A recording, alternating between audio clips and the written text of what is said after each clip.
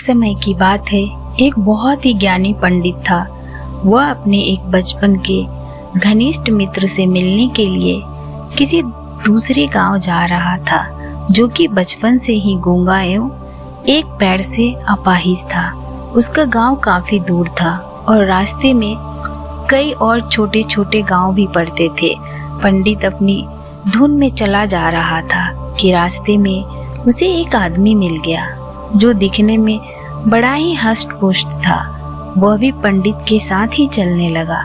पंडित ने सोचा कि चलो अच्छा ही है, साथ साथ चलने में रास्ता जल्दी कट जाएगी।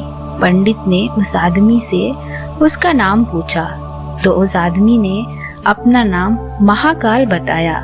पंडित को ये नाम बड़ा अजीब लगा, लेकिन उसने नाम के विषय में और कुछ पूछना उचित नहीं समझा। दोनों धीरे धीरे चलते रहे। तभी रास्ते में एक गांव आया। महाकाल ने पंडित से कहा, तुम आगे चलो, मुझे इस गांव में एक संदेश देना है। मैं तुमसे आगे मिलता हूँ। ठीक है, कहकर पंडित अपनी धुन में चलता रहा। तभी एक भैंस ने एक आदमी को मार दिया और जैसे ही भैंस ने आदमी को मारा, लगभग तुरंत ही महाकाल वापस पंडित के पास पहुंचते चलते दोनों एक दूसरे गांव के बाहर पहुंच गए। एक छोटा सा मंदिर था। ठहरने की व्यवस्था ठीक लग रही थी, क्योंकि पंडित के मित्र का गांव अभी काफी दूर था। साथ ही रात्रि होने वाली थी। सो पंडित ने कहा, रात्रि होने वाली है, पूरा दिन चले हैं, थकान भी बहुत हो चुकी है, इसीलिए आज की रात हम इसी मंदिर में रुक जाते हैं। भूख भी लगी है, सो भोजन भी कर लेते हैं और थोड़ा विश्राम करके सुबह फिर से प्रस्थान करेंगे। महाकाल ने जवाब दिया, ठीक है, लेकिन मुझे इस गांव में किसी को कुछ सामान देना है, सो मैं देकर आता हूँ। तब तक तुम भोजन कर लो, मैं बाद में खा लूंगा। और इतना कहकर वह चला गया। लेकिन उसके जाते ही कुछ देर बाद उस गांव से धुआं उठना शुरू हुआ और धीरे धीरे पूरे गांव में आग लग गई थी। पंडित को आश्चर्य हुआ। उसने मन ही मन सोचा कि जहां भी ये महाकाल जाता है, वहां किसी न किसी तरह की हानि क्यों हो जाती है, जरूर कुछ गड़बड़ है। लेकिन उसने महाकाल से रात्रि में इस बात का कोई जिक्र नहीं किया। उन्हें फिर से आगे चलना शुरू कर दिया। कुछ देर बाद एक और गांव आया और महाकाल ने फिर से पंडित से कहा कि पंडित जी, आप आगे चले, मुझे इस गांव में भी कुछ काम है, सो मैं आगे आपसे मिलता हूँ। इतना कहकर महाकाल जाने लगा। लेकिन इस बार पंडित आगे नहीं बढ़ा, बल्कि खड़े होकर महाकाल को देखता रहा कि वह कहाँ जाता है और क्या करता है। तभी लोगों की आवाजें सुनाई देने लगी कि एक आदमी को सांप ने काट लिया है और उसकी मृत्यु हो गई है। ठीक उसी समय महाकाल फिर से पंडित के पास पहुंच गया, लेकिन इस बार पंडित को सहन न हुआ। उसने महाकाल से पूछ ही लिया कि तुम जिस गांव में भी जाते हो, वहां कोई न कोई नुकसान हो जाता है। क्या तुम मुझे बता सकते हो कि आखिर ऐसा क्यों होता है? महाकाल ने जवाब दिया, पंडित जी, आप मुझे बड़े ज्ञानी मालूम पड़े थे, इसीलिए मैं आपके साथ चलने लगा था, क्योंकि ज्ञानियों का संग हमेशा अच्छा होता है। लेकिन क्या सचमुच आप अभी तक मुझे समझे नहीं कि मैं कौन हूँ? पंडित ने कहा, मैं समझ तो चुका हूँ, लेकिन कुछ शंका है। सो यदि आप ही अपना उपयुक्त परिचय दे दे तो मेरे लिए आसानी होगी। महाकाल ने जवाब दिया कि मैं यमदूत हूँ और यमदूत की आज्ञा से उन लोगों के प्राण हरण करता हूँ जिनकी आयु पूर्ण हो चुकी है। हालांकि पंडित को पहले से इस बात की शंका थी। फिर महाकाल के मुंह से ये बात सुनकर पंडित थोड़ा घबरा गया, लेकिन फिर हिम्मत करके पूछा कि अगर ऐसी बात है तो तुम सचमुच ही यमदूत हो तो बताओ, अगली मृत्यु किसकी है? यमदूत ने जवाब दिया, अगली मृत्यु तुम्हारे उसी मित्र की है जिसे तुम मिलने जा रहे हो, और उसकी मृत्यु के कारण भी तुम ही होगे। ये बात सुनकर पंडित ठिठक गया और बड़े पशुपेक्ष में पड़ गया कि यदि वास्तव में वो महाकाल एक यमदूत हुआ तो उसकी बात सही होगी और उसके कारण मेरे बचपन के सबसे घनिष्ठ मित्र की मृत्यु हो जाएगी। इसीलिए बेहतर यही है कि मैं अपने मित्र से मिलने ही ना जाऊं। कम से कम मैं तो उसकी मृत्यु का कारण नहीं बनूंगा। तभी महाकाल ने कहा कि तुम जो सोच रहे हो वो भी मुझे पता है, लेकिन तुमने हमारे मित्र से मिलने न जाने के विचार से नियति नहीं बदल जाएगी। तुम्हारे मित्र की मृत्यु निश्चित है और वो अगले कुछ ही क्षणों में घटित होने वाली है।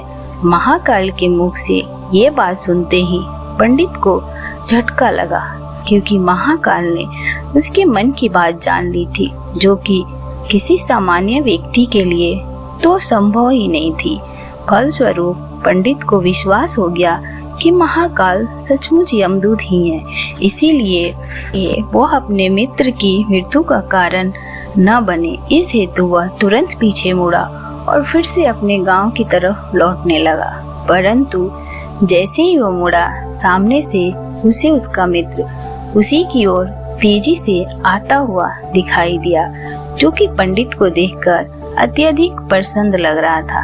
अपने मित्र के आने की गति देख पंडित को ऐसा लगा जैसे कि उसका मित्र काफी समय से उसके पीछे पीछे ही आ रहा था, लेकिन क्योंकि वह बचपन से ही गूंगा एवं पैर से अपाहिज था, इसीलिए न तो पंडित तक पहुंच पा रहा था और न ही पंडित को आवाज देकर रोक पा रहा था।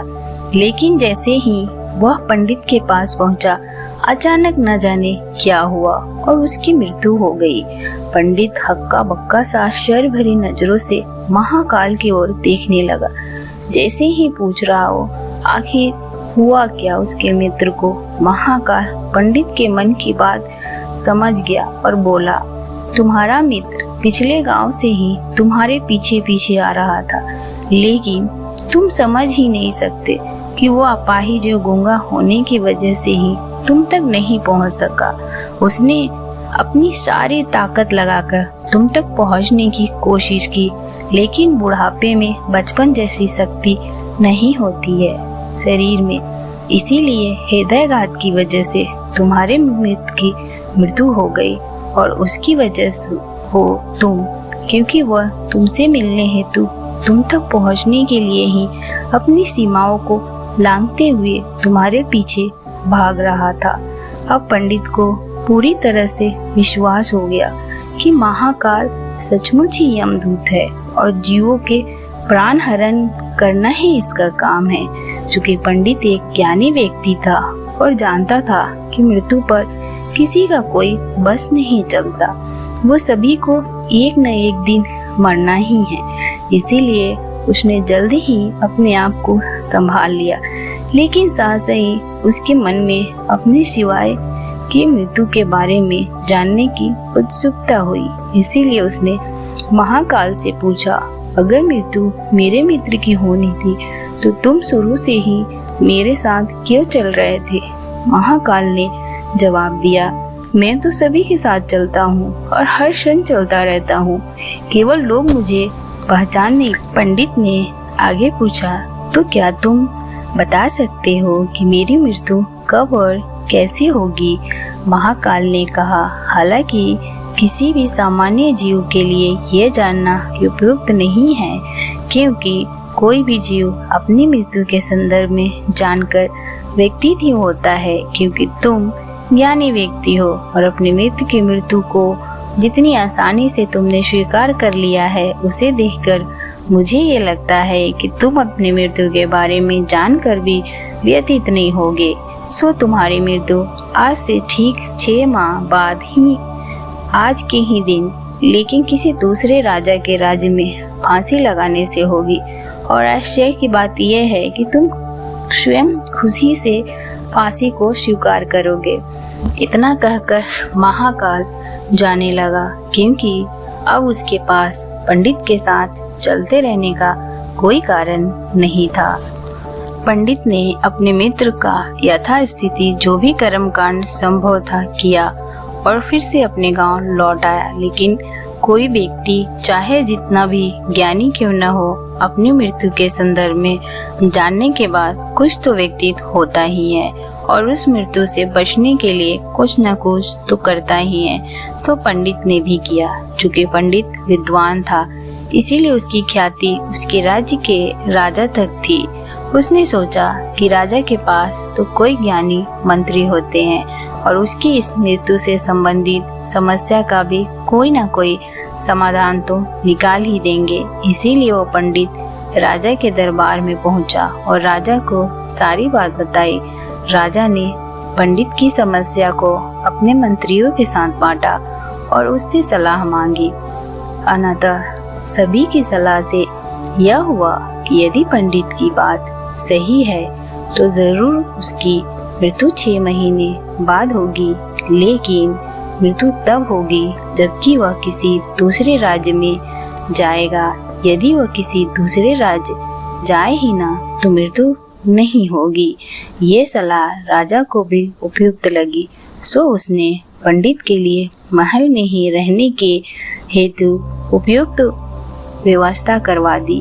अब राजा की आज्ञा के बिना कोई भी व्यक्ति उस पंडित से नहीं मिल सकता था, लेकिन स्वयं पंडित कहीं भी आ जा सकता था ताकि उसे ये न लगे कि वो राजा की कैद में है। हालांकि वह स्वयं ही डर के मारे कहीं आता जाता नहीं था। धीरे धीरे पंडित की मृत्यु का समय नजदीक आने लगा। आखिर वो दिन भी आ गया जब पंडित की मृत्यु होनी थी। सो उस दिन पंडित की मृत्यु होनी थी। उसी रात पंडित डर के मारे जल्दी सो गया ताकि जल्दी से वह रात और अगला दिन बीत जाए और उसकी मृत्यु टल जाए। लेकिन स्वयं पंडित को नींद में चलने की बीमारी थी। इस बीमारी के बारे में वह स्वयं भी नहीं जानता था। दौड़ा अक्सर तभी पड़ता है जब ठीक से नींद नहीं आ रही होती। सो उसी रात पंडित रात को नींद में चलने का दौड़ा पड़ा। वह उठा और राजा के महल से निकलकर अस्तबल में आ गया।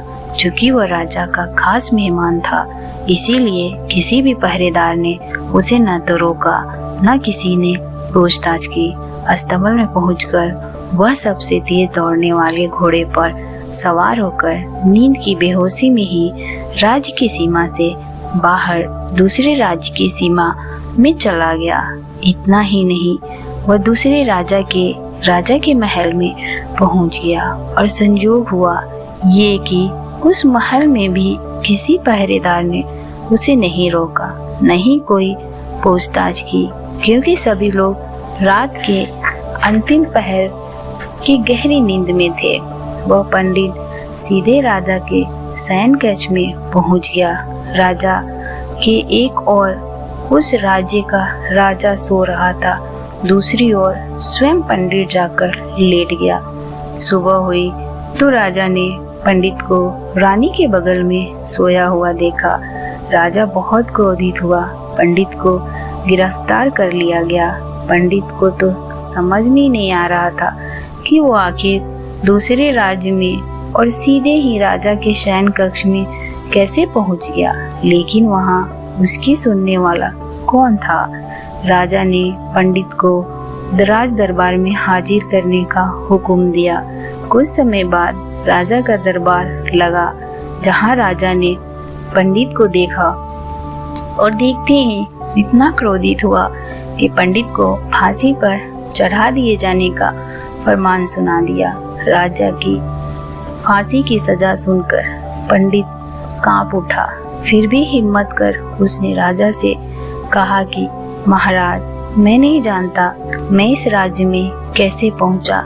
मैंने ये भी नहीं जानता कि मैं अपने आपके शयन कक्ष में कैसे आ गया और आपके राज्य के किसी भी पहरेदार ने मुझे रोका क्यों नहीं। लेकिन मैं इतना जानता हूँ कि आज मेरी मृत्यु होनी थी और होने जा रही है। राजा को ये बात थोड़ी अटपटी लगी। उसने पूछा, तुम्हें कैसे पता कि आज तुम्हारी मृत्यु होने वाली थी? कहना क्या चाहते हो तुम? राजा के सवाल के जवाब में पंडित से पिछले 6 महीने की पूरी कहानी बता दी और कहा, महाराज, मेरा क्या, किसी भी सामान्य व्यक्ति का इतना साहस कैसे हो सकता है कि वह राजा की उपस्थिति में, राजा के ही कक्ष में, रानी के बगल में सो जाए? ये तो सरासर आत्मघाती ही होगी। मैं दूसरे राज्य से इस राज्य में आत्महत्या करवाने क्यों आऊँगा? राजा को पंडित की बात थोड़ी उपयुक्त लगी, लेकिन राजा ने सोचा कि शायद वह पंडित मृत्यु के बचने के लिए महाकाल और अपनी मृत्यु की भविष्यवाणी का बहाना बना रहा है।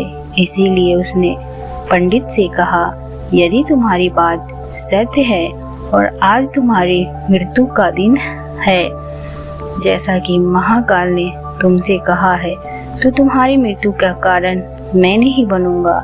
लेकिन तुम झूठ कह रहे हो तो निश्चय ही आज तुम्हारी मृत्यु का दिन है। चूंकि पड़ोसी राजा का राज्य उसका मित्र था, इसीलिए उसने तुरंत कुछ सिपाहियों के साथ दूसरे राज्य के राजा के पास पत्र भेजा और पंडित की बात की सत्यता का प्रमाण मांगा। शाम तक भेजे गए सैनिक फिर से लौट आए। उन्होंने आकर बताया कि महाराज, पंडित जो कह रहा है वह सच है।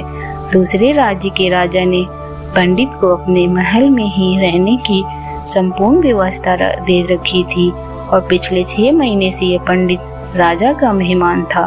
कल रात राजा स्वयं इससे अंतिम बार इसके शयन कक्ष में मिले थे और उसके बाद ये इस राज्य में कैसे पहुंच गया, इसकी जानकारी किसी को नहीं है। इसीलिए उस राज्य के राजा के अनुसार पंडित को फांसी की सजा दिया जाना उचित नहीं है।